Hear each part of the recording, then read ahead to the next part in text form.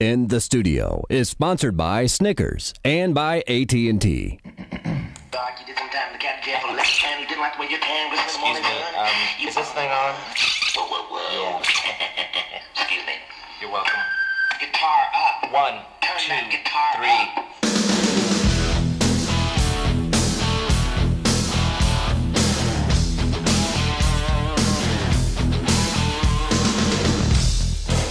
Hi, and welcome to In the Studio. I'm Redbeard, bringing you the stories behind the greatest rock and roll albums in history.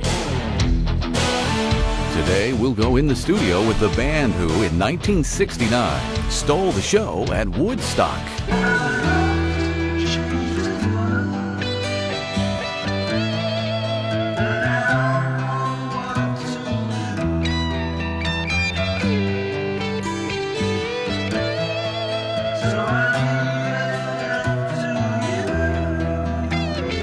Space in time was the space and time to write some good songs. I think that's what made the difference.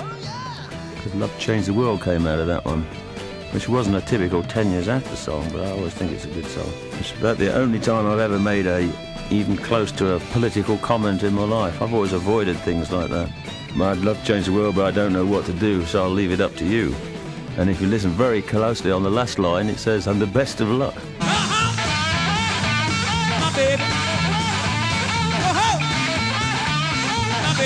Hello, this is Leo Lyons from 10 Years After. Hi, this is Alvin Lee, and you're in the studio with 10 Years After.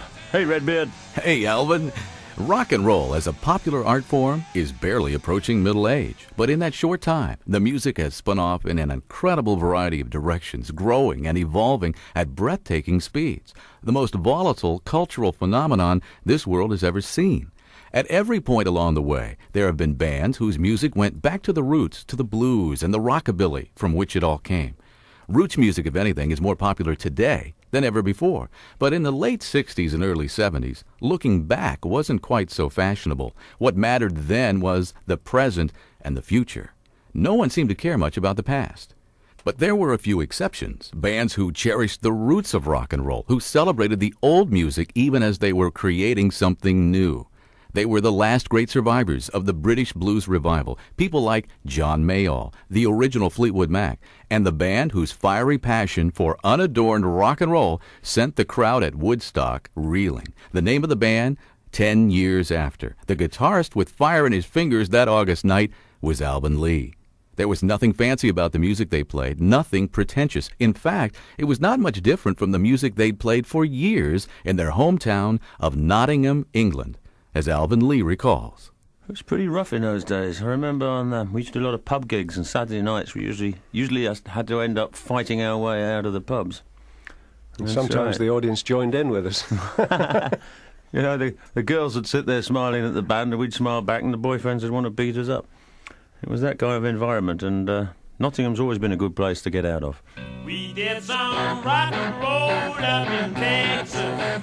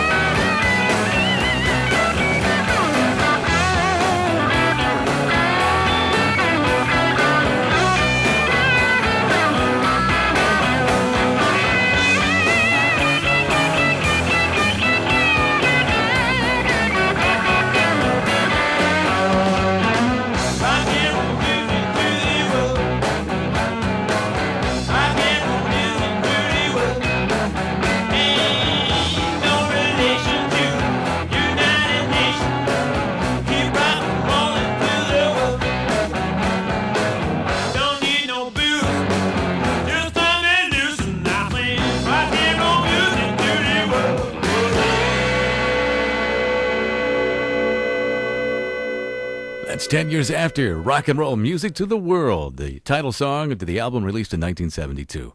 Guitarist Alvin Lee and bass player Leo Lyons, both from Nottingham, started playing together in 1964 in a blues group they called Britain's Largest Sounding Trio.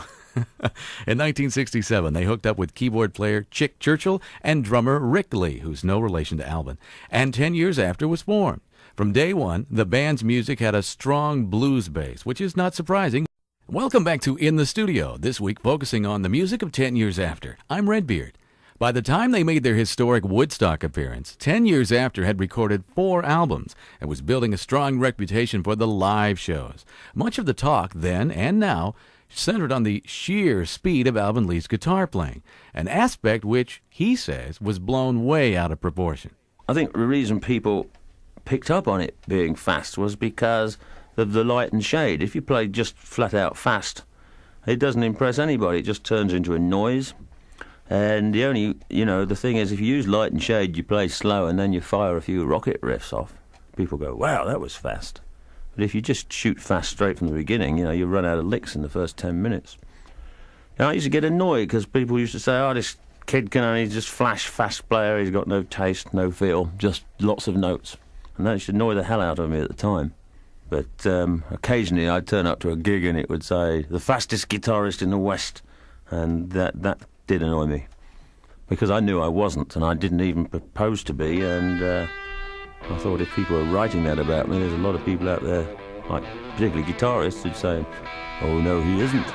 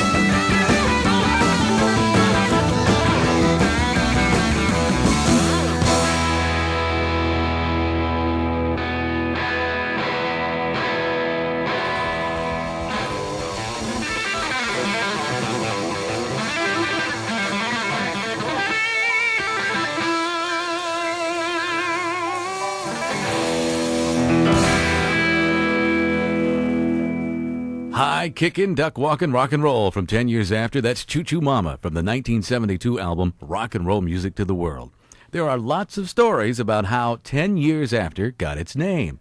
Bass player Leo Lyons attempts to set the record straight. Well, the name came, and then the explanation as to how we got the name came afterwards. I'm still trying to think of the best explanation, but the circle of life, if you like, for those people that want to read something into it, the number 10, 10 years after Elvis Presley, the birth of rock and roll. But where I actually saw the name was on a Radio Times magazine, which the headline was 10 years after. And I read the article. It was about 10 years after conscription had ceased in the UK, and what people were doing after that. So that was the truth, and that was one of several names, and that was the band and Chris Wright, our manager at the time, decided that was the one that everyone went for. Yeah, people used to say 10 years after what? We'd say 10 years after anything we can get.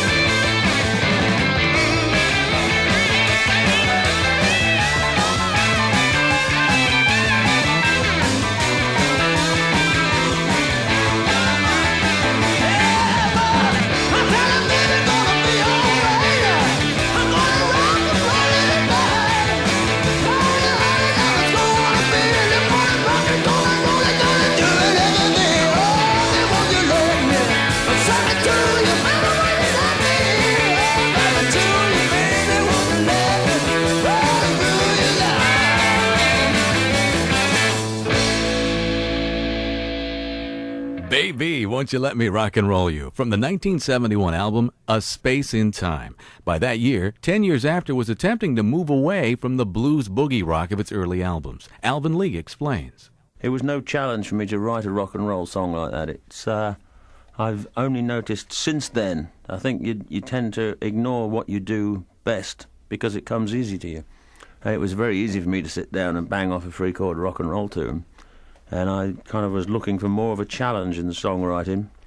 I was kind of admiring Paul Simon's songs and things like that. So probably I was trying to go a little more that way rather than do what came easiest to me. Since then, I've probably decided that what comes easiest to me is what is natural and what is best. But the experimentation did pay off. A Space in Time was by far the band's most successful record, and it contained the only top 40 hit 10 years after has ever had, called I'd Love to Change the World. Here's Alvin Lee.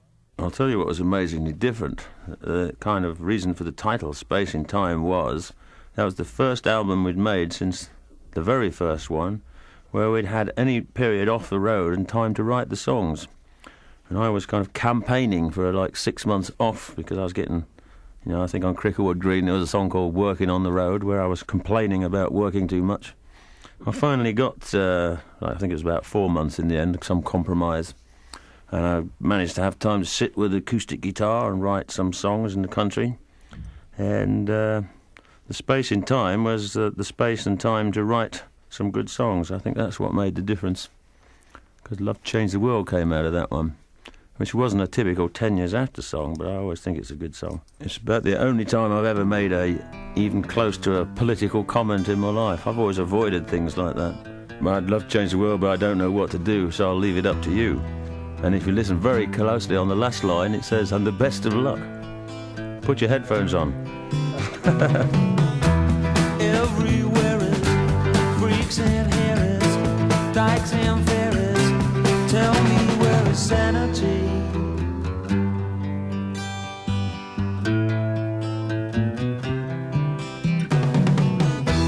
Tax the rich, feed the poor. Tell there are no rich no more.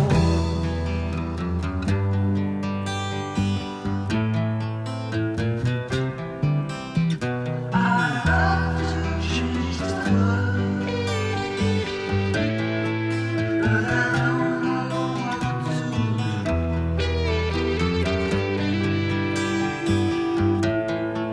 So I leave it up to you.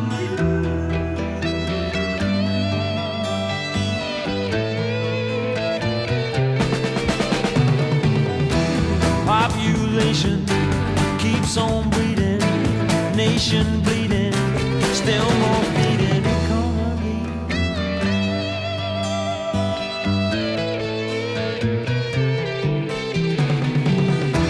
Life is funny, skies are sunny, bees make honey.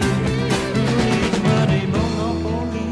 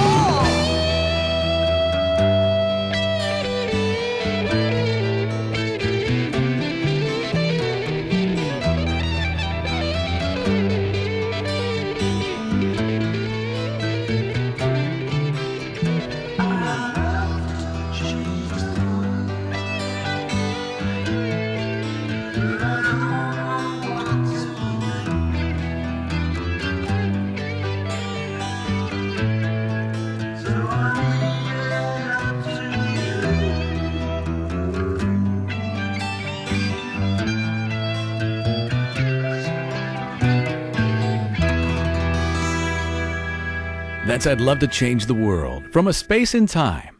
When we come back, we'll hear about the song and the concert that did change the world for 10 years after. I'm Redbeard, and we'll be going home next in the studio. You run a roller coaster like this, monster, and safety's your number one concern. No matter what, you just can't let anything distract you, especially your stomach. There's a hunger inside you.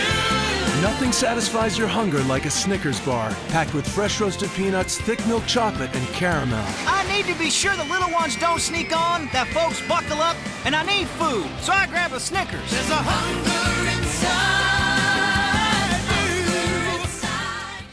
you. For TGI Fridays, TV star John Ratzenberger. There are three things one must ask oneself when one is contemplating the fine art of backyard barbecuery. 1. Have the briquettes been properly pyramided? 2. Will one be a fork man or a tong man? And finally, 3. Why would anybody care about 1 or 2 when they find out about the down-home barbecue bacchanalia going on at TGI Fridays? I tell you, barbecued wings, tantalizing ribs, and chicken swathed in apple butter barbecue sauce. maybe even a tender, juicy Friday steak Aussie. All with corn on the cob and ranch beans on the side. Friday's Down Home Barbecue, 8 tantalizing dishes hot off the grill. Wings, ribs, chicken, and much more. Interesting thing about the word barbecue comes from the Latin barbecubus, which roughly translated means torch that sucker till it's done. For a limited time, it's the Down Home Barbecue at participating Fridays. Everyone looks forward to Fridays. The faster you move on these blades, the hungrier you get. Whoa! You gotta pay attention to every bump on the road. Start listening to your stomach, and you're through. There's a hunger inside you. Nothing satisfies your hunger like a Snickers bar, packed with fresh roasted peanuts, thick milk chocolate, and caramel. It's a lot of fun. You just always wear wrist guards and carry some food. Those Snickers really work. There's a hunger inside you.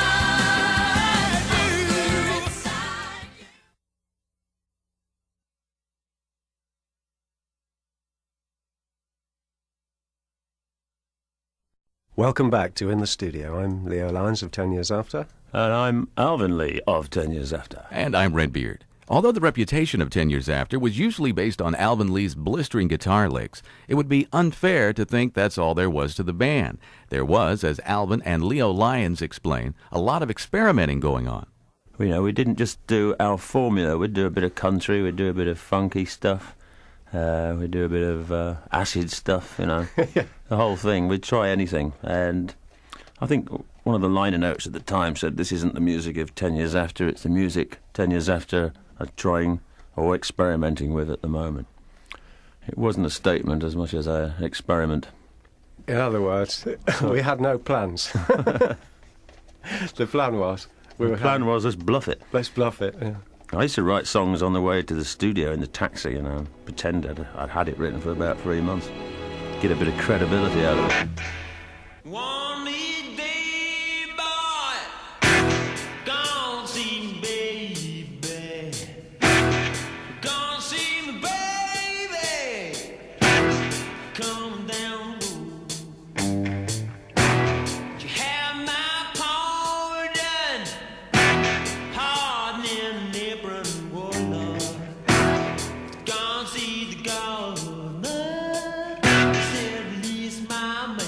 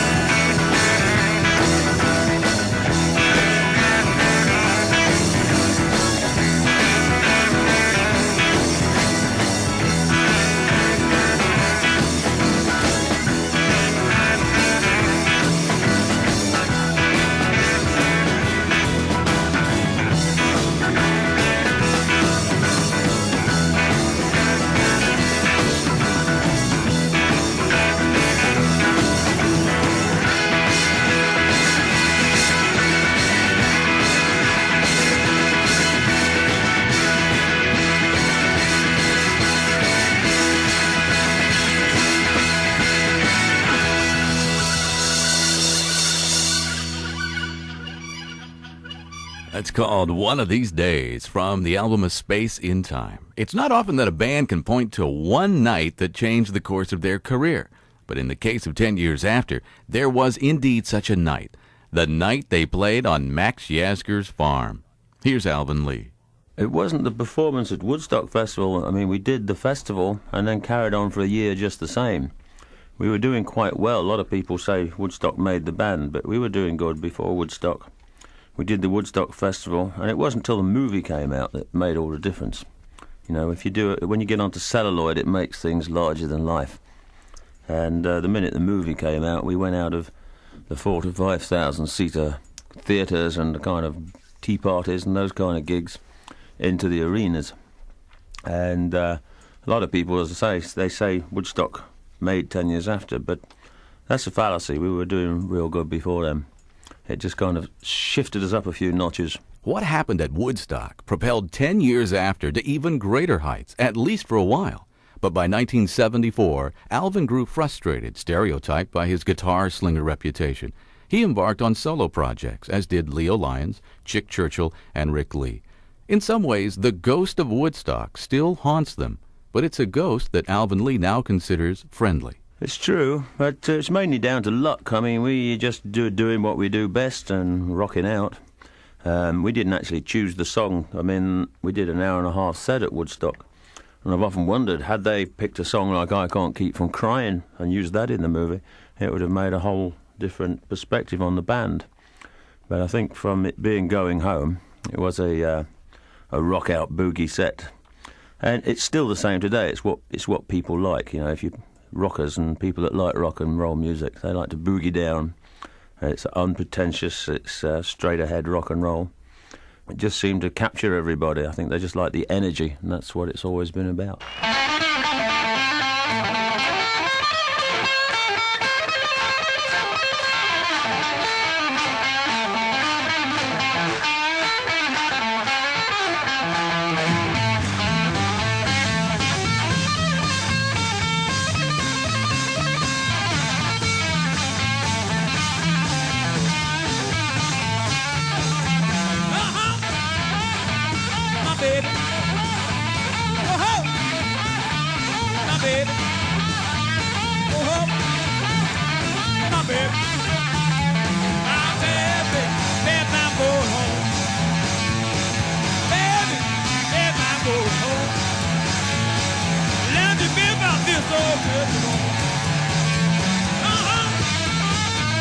My baby, go home. My baby, go home.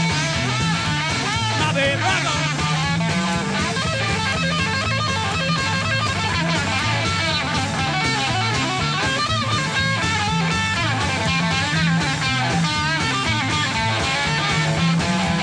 My baby, sit my baby right. See my baby ride. Let me, baby, I feel so good tonight. Oh, oh, see my baby. I go home, darling. See my baby. Oh, baby, want to see my wife. Baby, don't go. Baby, don't go. Baby, don't go. Baby, don't go. Baby, don't go. Man, you hate me so. I love my baby with red dress on. I love my baby with red dress on. I'm gonna stick it all out, darling. I'm gonna have fun.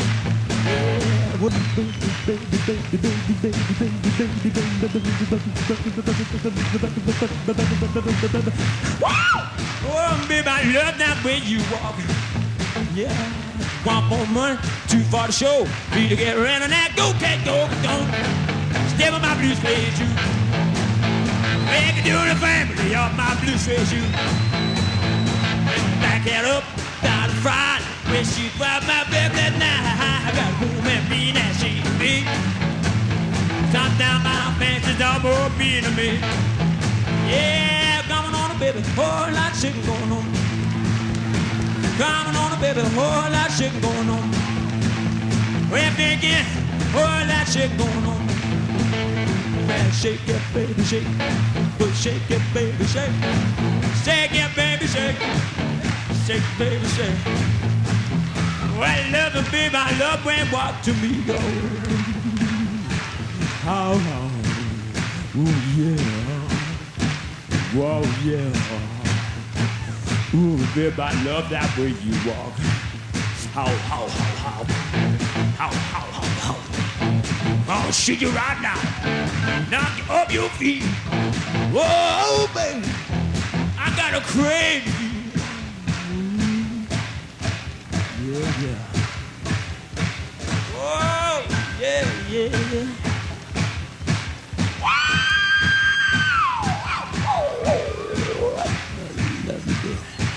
God, that knows I do. I love you, baby. Like God knows I do. Take your love and baby one more time. Oh, do the stomp. Do the stomp. Oh, yeah. Oh, yeah. Oh, baby. Oh, baby.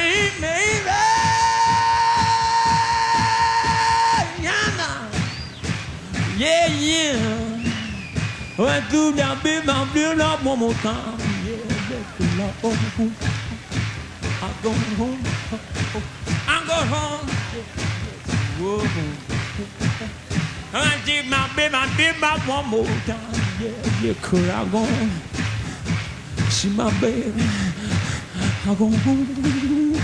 See my baby. Ooh, baby, I play the blues for you. Baby.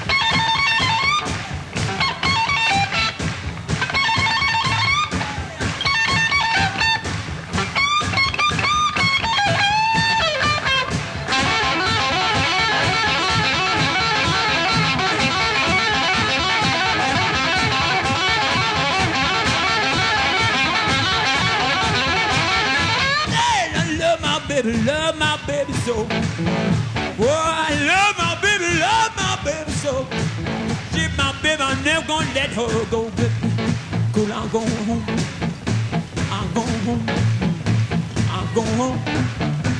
Yeah, home. Well, home, my baby, I feel so good to you. Well, rock on.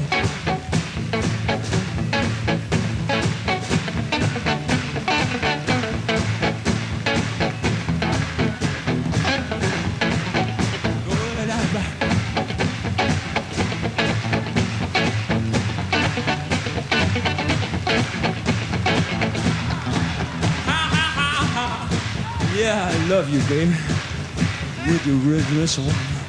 I love you, baby. With the red dress on. Baby, I love you so.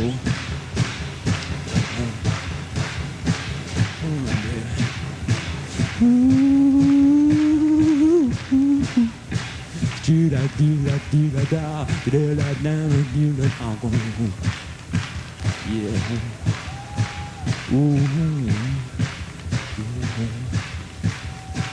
Love you, baby, love her one more time.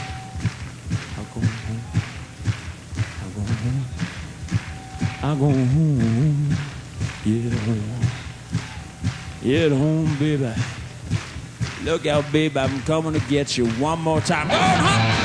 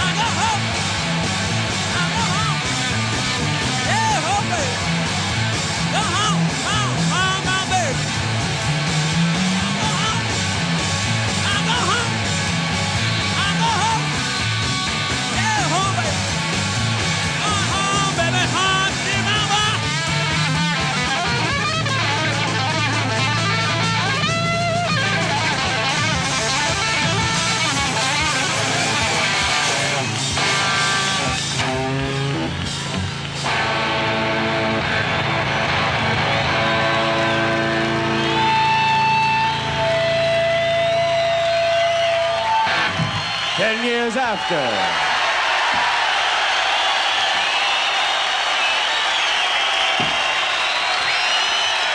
Please, a warm thank you for 10 years after. Live from Woodstock, 10 years after going home. We'll be back in the studio after this. Weekdays, I'm in the office. Weekends, I'm in my band. It's cool, but you got one day to rehearse, so you don't let anything distract you, especially your stomach. There's a hunger inside you. Nothing satisfies your hunger like a Snickers bar, packed with fresh roasted peanuts, thick milk chocolate, and caramel. Hey, you grab your amp, an extra set of strings, and some food. Those Snickers work between sets. There's a hunger inside you. For TGI Fridays, TV star John Ratzenberger. There are three things one must ask oneself when one is contemplating the fine art of backyard barbecue-bery. 1. Have the briquettes been properly pyramided? 2. Will one be a fork man or a tong man? And finally, 3. Why would anybody care about 1 or 2 when they find out about the down-home barbecue bacchanalia going on at TGI Fridays? I tell you, barbecue wings, tantalizing ribs, and chicken swathed in apple butter barbecue sauce.